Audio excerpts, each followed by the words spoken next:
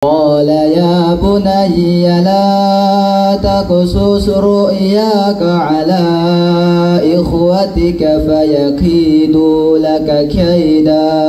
Pondok Pesantren Raudatul Hasanah di Kecamatan Semadam, Aceh Tenggara mewisuda 22 hafiz Al-Quran tahun ajaran 2024. Ke-22 santri yang diwisuda tersebut dinyatakan telah mampu menghafal 30 juz Al-Quran.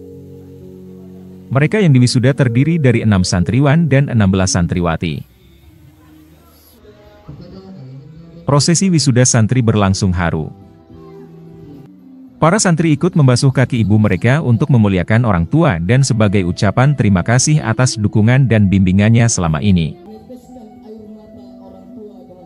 Pimpinan Pondok Pesantren Raudatul Hasanah, Tengku Ali Hasimi mengatakan, para santri yang diwisuda tersebut sebelumnya telah mengikuti proses karantina selama 3 bulan untuk merampungkan hafalan 30 juz Al-Quran.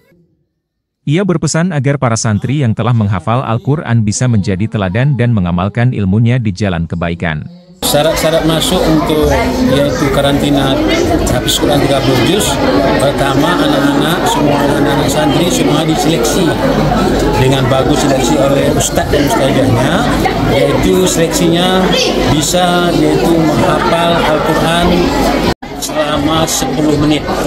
Apabila berhasil, maka masuk yaitu peserta karantina Al-Quran 30 juz. Salah seorang wali santri hasil Sembiring mengaku terharu atas capaian yang diraih anaknya.